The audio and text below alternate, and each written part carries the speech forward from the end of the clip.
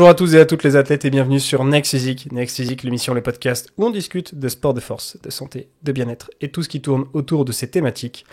Aujourd'hui, bienvenue déjà, c'est Julien, votre hôte si vous ne me connaissez pas. Moi je suis pratiquant, coach de musculation depuis plus de 10 ans. J'ai entraîné de très nombreuses personnes, entre 500 et 600 je pense à l'heure actuelle. Et je fais ce podcast depuis bientôt 3 ans, où je discute d'un peu d'actualité sportive, bien sûr, surtout de science, de conseils pratiques. Je vous donne beaucoup d'astuces pour avancer à votre next physique, bien sûr, mais aussi vos meilleures performances, votre bonne santé. C'est ma passion. Et aujourd'hui, on va discuter d'un sujet qui est surtout psychologique, mais en vrai, qui a aussi des applications pratiques à retenir derrière. Et ce sujet du jour, vous l'avez sans doute lu en titre, c'est que faire quand on a atteint son physique idéal. Que faire en fait quand on a atteint son idéal en fait. Quand faire quand on a atteint quelque chose qui nous convient. Parce que j'ai pas envie de dire vraiment idéal, mais plutôt quelque chose qui nous convient, parce que parfois on a un idéal, il n'est pas forcément accessible, génétiquement peut-être, ou en réalité à l'entraînement. Et cet épisode, il me touche particulièrement, parce que c'est quelque chose que j'expérimente depuis à peu près un an et demi. J'en ai parlé plusieurs fois sur l'épisode et je pense que c'est quelque chose qui m'a un peu touché en vrai dans ma dépression que j'ai fait en 2023. Ça fait, je pense, un peu partie des choses qui ont entraîné un peu ce cercle vicieux. Et en vrai, je trouve qu'aujourd'hui, avec du recul, je peux en parler, alors qu'avant, je n'avais pas toutes les solutions en place pour en parler directement. J'avais des idées de ce qu'il me fallait, mais pas toujours.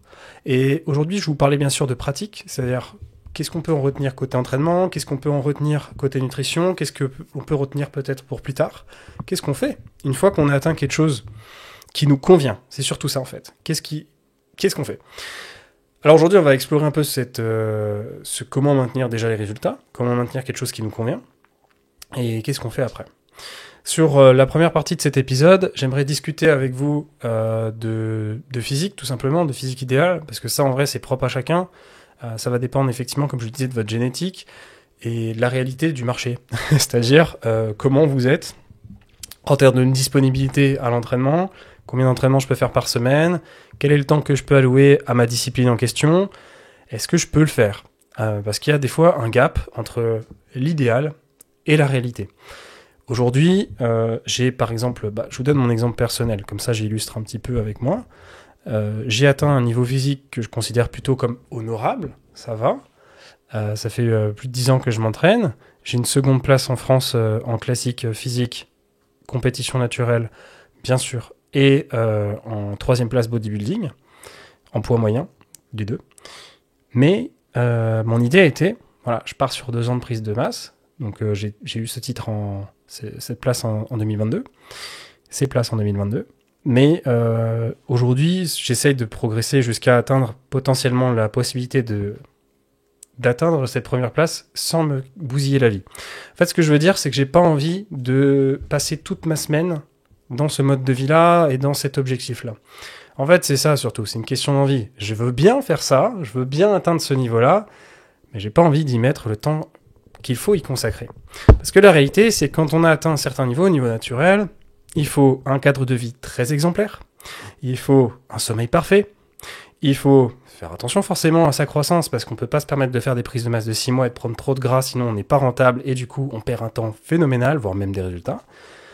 Et il faut beaucoup s'entraîner. Donc moi, mon problème, et ce qui m'a amené à cette situation, c'est qu'en fait, je suis passé à 5-6 entraînements par semaine, ça dépend des semaines, je jongle entre les deux, et ça suffit pas. Tout simplement parce que j'ai un bon niveau, je récupère bien. Plus vous avez de la masse musculaire, plus vous avez des unités pour récupérer, plus ça va être un peu plus facile. Et du coup, il va falloir plus s'entraîner, accumuler du volume. Et aujourd'hui, plus que jamais, on le sait via les nombreuses études qu'on a eues ces dernières années, dont cette année, que le volume d'entraînement est extrêmement important. Et plus on est fort, plus on est musclé, plus il en faut. Malheureusement, il en faut beaucoup, au point de devoir réfléchir à s'entraîner au niveau où j'en suis, bien sûr, 7 fois par semaine, voire plusieurs fois par jour. Et honnêtement, voilà, j'ai pas ce mode de vie-là. J'en vis pas, je suis pas professionnel, je gagne pas d'argent via ça, pas du tout. Aujourd'hui, si je discute avec vous, c'est presque limite par passion sur le podcast, parce que le podcast, j'y gagne rien du tout. Donc, en fait, déjà, je trouve que je préfère me concentrer sur déjà alimenter mon métier Et c'est pas ce qui me drive le plus de passer toute ma semaine à la salle. Bien sûr, j'aime la salle. Et aujourd'hui, c'est pas ce que je vais remettre en question avec vous, les entraînements. Bien sûr, je vais pas remettre ça en cause dans ce que j'aime. Mais voilà, la réalité, elle est là. C'est qu'il y a un gap entre mon idéal et ma disponibilité physique. Parce que malheureusement, je suis arrivé proche de ce que je peux faire au mieux génétiquement. Et ma progression est très, très lente. C'est compliqué d'aller chercher de la surcharge progressive.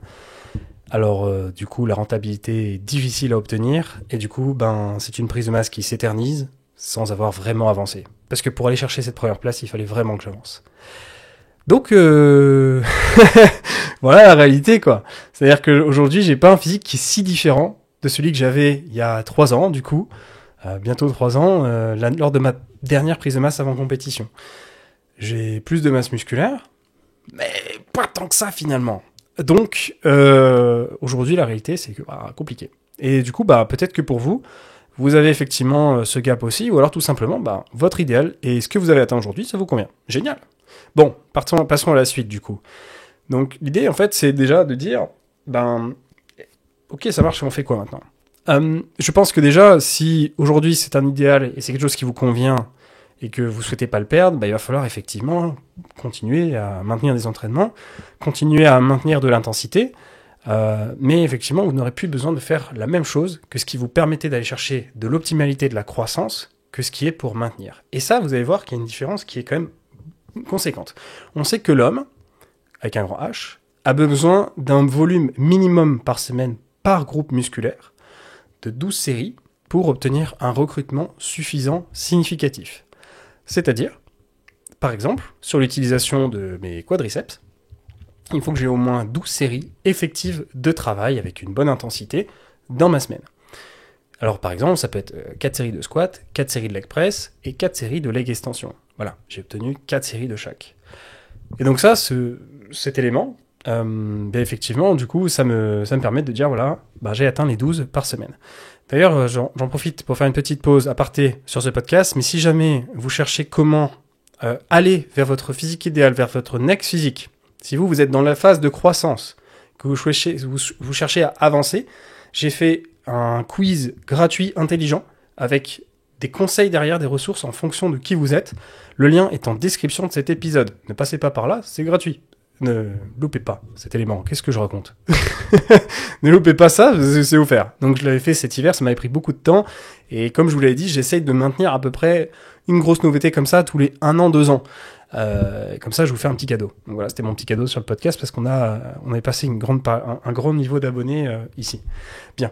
Donc du coup, ceci étant, on revient à nos choux. Effectivement, il va falloir continuer de s'entraîner. 12 séries par semaine, grand minimum. Maintenant, le truc, c'est que plus vous êtes avancé, plus il en faut. Et sans doute que pour un individu plus avancé, j'en avais parlé dans le volume minimaliste. C'est un épisode que j'avais fait au printemps de l'année dernière. Et en fait, il y a un peu ce volume minimaliste, c'est-à-dire d'aller chercher le minimum pour maintenir, voire légèrement progresser. On avait fait des calculs ensemble, j'ai présenté comment trouver ce volume minimaliste. 12 séries, c'est le grand minimum, faut pas faire moins. 15 séries, c'est à peu près ce qu'on avait retenu pour quelqu'un d'intermédiaire. Si vous voulez le calcul exact, vous pouvez retourner sur cet épisode. Je vais vous le mettre en lien en description. Il va beaucoup vous aider. Et à peu près quand on est vraiment très avancé, par exemple comme moi, il va falloir à peu près atteindre les 18 séries par semaine. Finalement, 18 séries par semaine, ça représente quand même pas mal d'entraînements. On a vu que 4 entraînements minimum, c'était intéressant. Pour 3 entraînements, c'est plutôt pour les personnes qui sont concernées par 12 ou 15, débutants, intermédiaires. Intermédiaire, il faut quand même un peu de niveau, on est d'accord, vous passez plusieurs tractions, vous êtes potentiellement capable de vous lester, voilà. Ok ? Donc, allez chercher ce petit niveau. Donc, vous allez voir que finalement, 12-15, on les atteint quand même facilement. 3 entraînements par semaine, contre peut-être 5 ou 6 auparavant que vous pouviez faire, ça libère du temps. Et voici pour la partie entraînante, ce qu'il faut retenir, c'est qu'il va falloir continuer à s'entraîner avec une intensité suffisante, maintenir si possible vos charges, voire légèrement progresser. L'idée, c'est de toujours au moins maintenir vos performances, maintenir votre niveau de force et maintenir un volume d'entraînement significatif. Et j'ai un dernier conseil à vous donner d'ailleurs sur cette partie d'entraînement, c'est d'utiliser cette fois-ci sans doute plus d'exercices, ou en tout cas à grande majorité, polyarticulaires, qui recrutent plusieurs articulations, plusieurs groupes musculaires en même temps. Ça va vous permettre de gagner du temps et du coup de pouvoir rentrer ça dans votre emploi du temps sans passer tout le temps peut-être à la salle. Et si vous adorez la salle d'ailleurs, si vous avez atteint votre physique, peut-être que tout ce que je suis en train de vous dire ne vous intéresse pas particulièrement parce que vous adorez ça. Peut-être qu'aujourd'hui, la surcharge progressive n'est plus votre objectif. Vous ne souhaitez pas particulièrement progresser, mais toucher à tout, faire plein d'exercices différents. Et finalement, dans cette situation-là, ça peut rentrer dans son sens. J'ai rencontré plein de gens des fois à la salle de sport qui me disent « Ouais, moi j'ai atteint ce que je voulais, maintenant je me fais plaisir. » Et du coup, je dis dépense, ils vont à la salle et ils font plein de mouvements. Ça, c'est hyper viable et voilà. Là, je pense que c'est une des seules situations où j'ai envie de dire que le Disneyland salle de sport prend son sens. Ou maison, hein, je dis salle de sport, excusez-moi, mais ça peut être entraînement à la maison.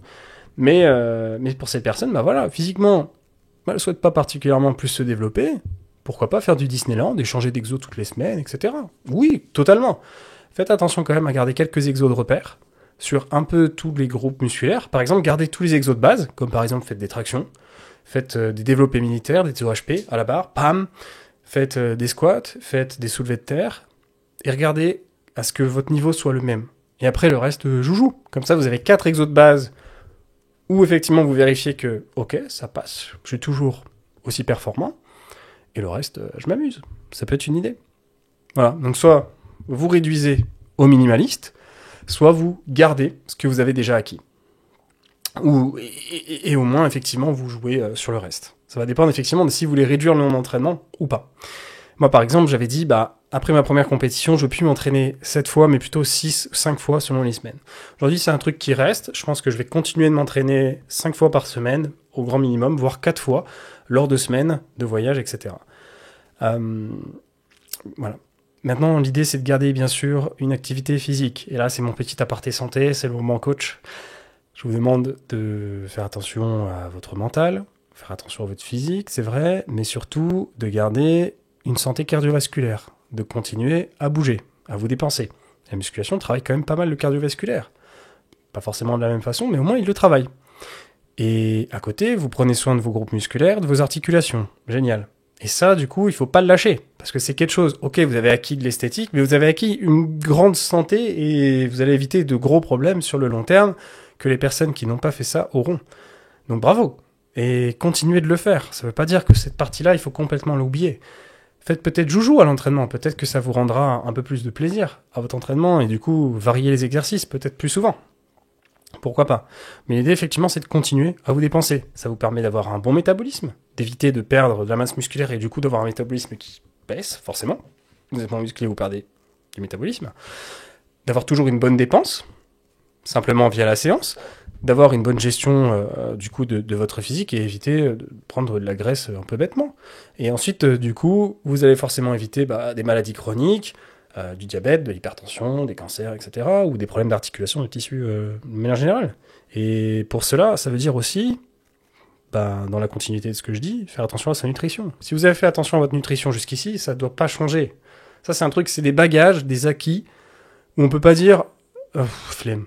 Ou on peut pas dire, en fait, aujourd'hui j'ai acquis, et du coup maintenant je m'en fiche. Bah non, ça tu peux pas le dire. T'as toujours appliqué ça pour que t'aies une belle et longue vie qui fonctionne bien, avoir un bien-être aussi mental lié à ce que les aliments vous apportent. Parce que les aliments, c'est pas que du physique, c'est aussi des choses, des nutriments qui vous apportent un bon fonctionnement et dans lequel vous allez mieux vous sentir. Donc, ne lâchez pas cette partie-là.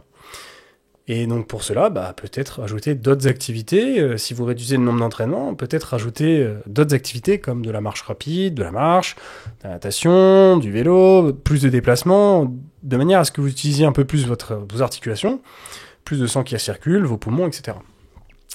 Et là, du coup, je joins un peu la partie nutrition. Est-ce qu'il y a des choses qui doivent changer entre quelqu'un qui souhaite se maintenir et l'optimal? Alors, c'est sûr que si vous entraînez moins, vous allez avoir moins de dépenses caloriques. Donc, faites attention à forcément adapter vos calories. C'est vrai. Ensuite, est-ce que vous avez besoin d'autant de protéines? Aujourd'hui, on sait que 1,8 g par kilo de poids de corps, c'est à peu près ce qu'il faut en protéines pour quelqu'un pour qu'il optimise ses résultats. Mais ça, c'est une sécurité. C'est-à-dire que c'est un surtotal qui sécurise une croissance musculaire et un niveau supérieur. Donc, théoriquement, et en application, c'est pas du théorique en vrai, c'est sûr, 1,6 g sont suffisants pour obtenir des résultats sur la masse musculaire. Donc, même en ayant 1,4, 1,5, 1,6 g, vous êtes en sécurité et donc techniquement, vous n'avez plus besoin de manger autant de protéines. Bien sûr, dans un régime particulier, végétal, totalement végétal, je vous conseillerais de rester à au moins 1,8 g contre 2,2 pour ceux qui souhaitent optimiser le résultat. Maintenant, pour le reste, côté vitamines, ça change pas, hein. C'est toujours pareil, il en faut toujours. Côté variété de l'alimentation, ça c'est toujours pareil, ça reste les bases d'un être humain, donc je changerai pas mes conseils là-dessus. À vous de manger correctement. Ensuite, côté, on a parlé côté nutrition. Côté objectif, je pense qu'il y a forcément un peu de changement. Donc moi, je vous ai changé et expliqué le truc. Et moi, le problème que j'ai eu l'année dernière, c'est qu'en fait, j'avais pas d'idée de ce que je voulais faire à côté. J'ai un bagage physique au niveau des pathologies qui est pas le plus cool du monde. Faire de la course à pied, j'ai retenté, mais je sens que ça reste quand même... Voilà, je pourrais pas retourner et faire un semi comme à l'époque j'en faisais. C'est pas possible. Du coup, j'ai pas mal de sports que je peux pas vraiment faire en tant que pratique quotidienne. Et surtout, il va falloir que je me bouge, tout simplement. Je me mets une fessée moi-même aujourd'hui pour trouver un peu cette nouvelle activité qui me drive. Parce que, en fait, l'idée, c'est d'avoir un objectif qui vous drive. Je pense que je rejoins beaucoup de théories là-dessus. L'être humain a besoin d'objectifs, besoin de challenges pour se sentir mieux, avoir plus de bonheur. Ça, on le sait et on le voit par exemple lorsque vous souhaitez obtenir quelque chose, vous essayez d'avoir les fonds peut-être nécessaires pour acheter un truc. Et en fait, c'est cette partie-là où vous allez acquérir ce qui vous intéresse, ce qui vous apporte le plus de bonheur, plutôt que l'utilisation souvent de, un nouveau produit que vous avez acquis. Et souvent, c'est cette partie acquisition, c'est je vais vers la quête de quelque chose. Et c'est du coup ces challenges-là souvent qui drivent le plus les humains. Et ça peut se retrouver dans plein de trucs. Par exemple, ceux qui font des jeux, vous pouvez vous dire, souvent c'est débloquer ce truc qui me... Ah yes, j'ai débloqué ça.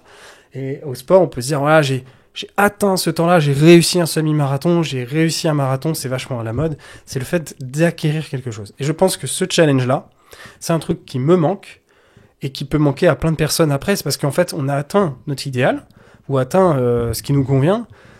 Et on fait quoi maintenant ? Du coup, on tourne un peu en rond et voilà. Et moi, je peux vous dire que du coup, là, je tourne un peu en rond. Parce que, physiquement, du coup, je sais que j'ai du mal à y passer plus de temps et vous allez voir, c'est ironique, hein. Je vous dirai un truc en fin de podcast, vous allez rire. Hein. Mais au final, en fait, j'ai pas envie d'y passer beaucoup plus de temps que ça à la salle. Ça fait 11 ans bientôt que je m'entraîne. Ça fait un moment.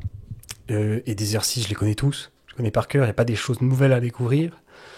Je passe 4 jours entiers de ma semaine à m'occuper de mes élèves. Donc je bouffe de la musculation toute la journée, je les corrige, etc. Je vais à la salle, je m'entraîne. Au final, je mange renforcement musculaire pour ceux qui s'entraînent à la maison, pour ceux qui font du crossfit, pour ceux qui font de la muscu les 3/4 du temps.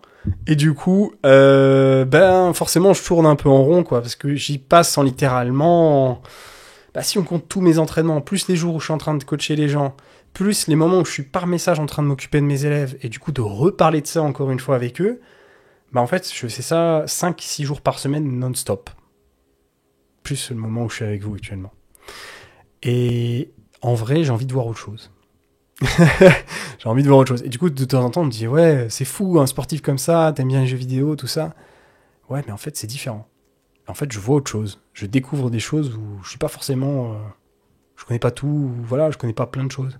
Je connais pas tout, corps humain, musculation, tout ça.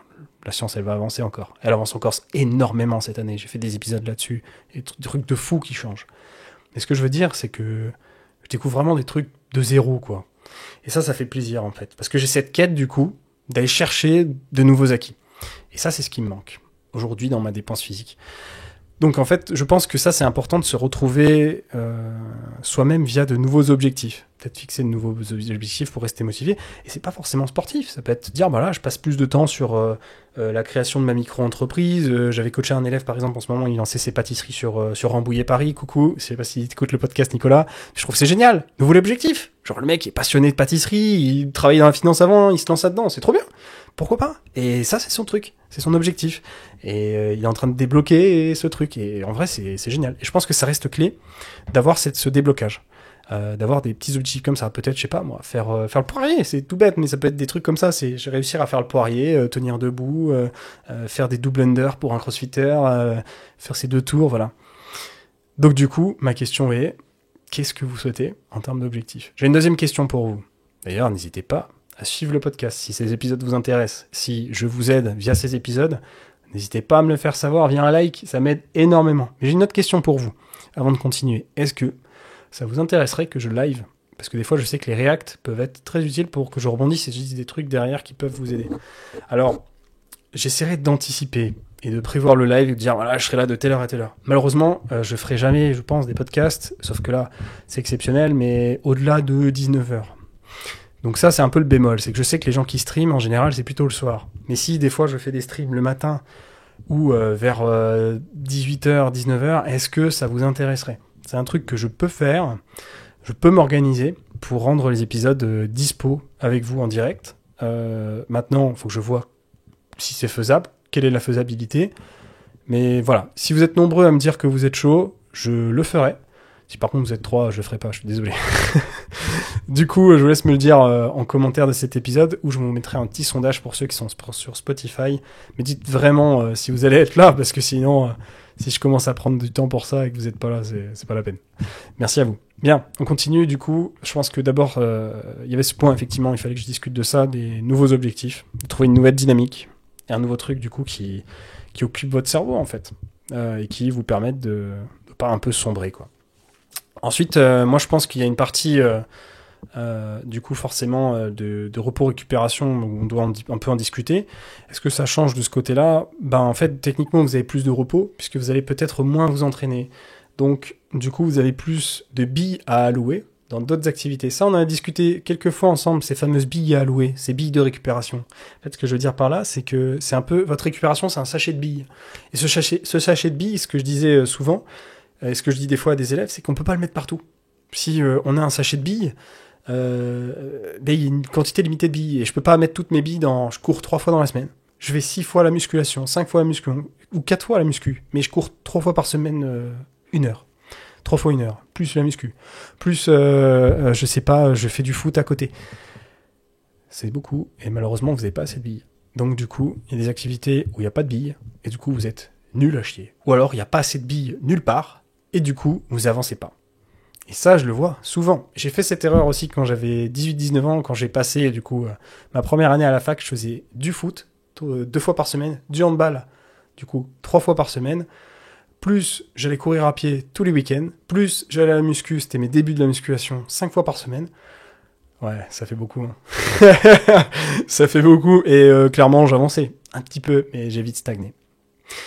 Du coup, mon idée est de vous dire que maintenant que vous avez plus de temps, vous avez des billes à allouer, peut-être que ça peut être intéressant de se dire, voilà, nouveau challenge sportif. Ou alors, nouveau challenge où j'utilise mon énergie dans autre chose. J'essaie de me lancer dans le streaming. On peut voir ce que ça donne. Mais par contre, tout ce qui est récupération, genre combien d'heures je dors par nuit, ça, techniquement, ça devrait pas changer. Il faut que ça reste important pour vous, parce que ça vous permet à la fois d'avoir un bon intellect au quotidien, plus de neurones, plus de bien-être aussi, en dormant suffisamment, meilleure récupération et plus d'envie, parce que moins on dort, moins on a d'envie, plus on est raplapla, et plus on a tendance à se laisser un peu aller, quoi. Ok ? Du coup, voilà. Je pense qu'on a fait un peu le tour. Je sais pas si vous avez des idées de choses à faire dans ce type de situation. Est-ce que vous avez déjà expérimenté ça ? Peut-être qu'il y a certains d'entre vous qui écoutent ce podcast, mais qui aujourd'hui sont déjà ce qu'ils veulent et cherchent tout simplement de nouvelles idées ou des infos, des petites actus. Pourquoi pas ? Dites-le moi. Dites-le nous, surtout, parce que ça va servir à d'autres personnes, je pense, qui écoutent peut-être cet épisode dans la même quête que moi. Du coup, voilà. Et après, voilà, l'idée, c'est toujours d'avoir, je pense, aussi un équilibre sur sa vie perso, pour éviter un peu ce qu'on appelle le burn-out, en fait. Du coup, un équilibre entre ce qui vous convient au niveau social, les autres loisirs qui vous plaisent, la famille, etc. Trouver le juste équilibre. Moi, je pense que j'ai à peu près trouvé ce juste équilibre, mais j'ai ma quête d'un nouvel objectif. Donc forcément, ça va encore bouger. Et la quête d'un nouvel objectif, je me demande si ça passe pas, et là... Vous allez me fumer en commentaire. Ça passe pas par un ancien sport que j'ai quitté. Pour ceux qui me connaissent, qu'est-ce que j'ai fait ?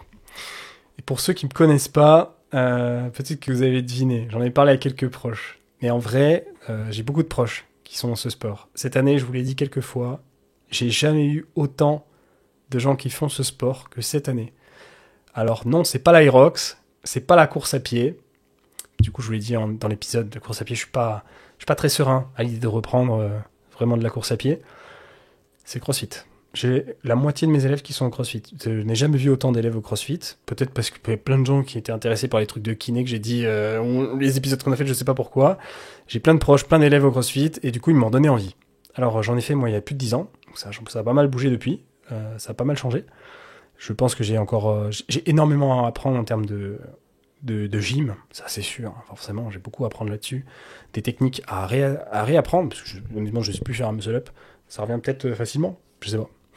Il y a plein de trucs, je sais plus les faire. Donc honnêtement, je vois du challenge là-dedans. Parce que je me dis, c'est bien, j'ai un physique et c'est transférable. Et c'est plus facile de transférer une masse musculaire à une activité plutôt que d'arriver dans une activité qui demande de la force où vous en avez pas.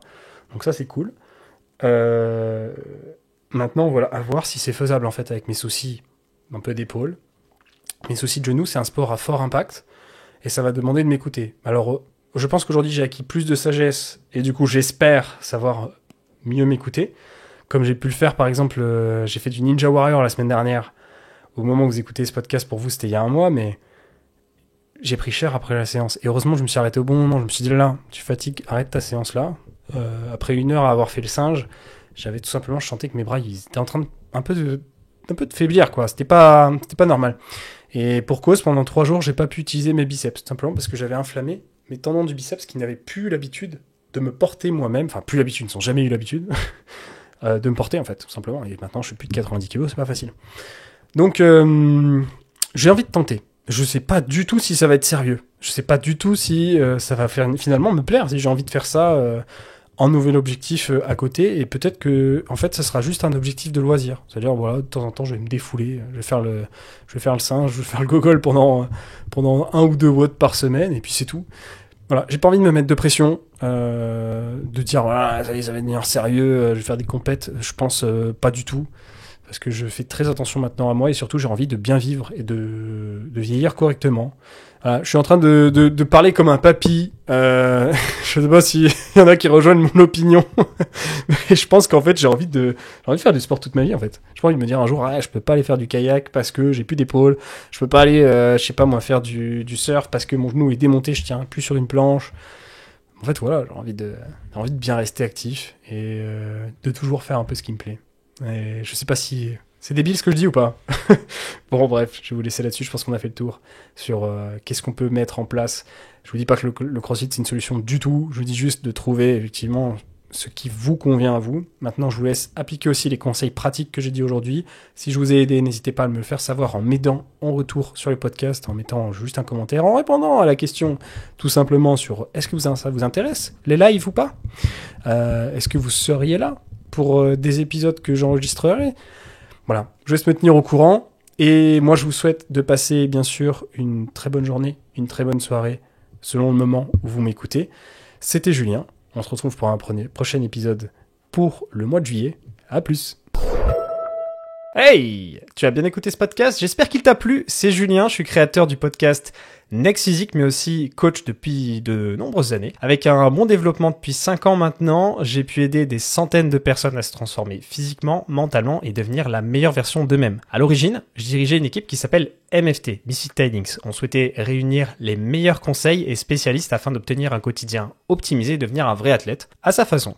Et c'est pour ça que je vous appelle les athlètes en fait. Mais tout ça, sans être frustré avec son sport. C'est vraiment quelque chose d'important pour moi et j'imagine pour vous aussi. Avec un quotidien optimisé, où vous pouvez faire votre vie, tout simplement, gérer votre diète avec plaisir et désormais, je suis devenu un peu un expert en la matière. Next Physique s'inscrit dans la lignée de l'esprit de ce coaching.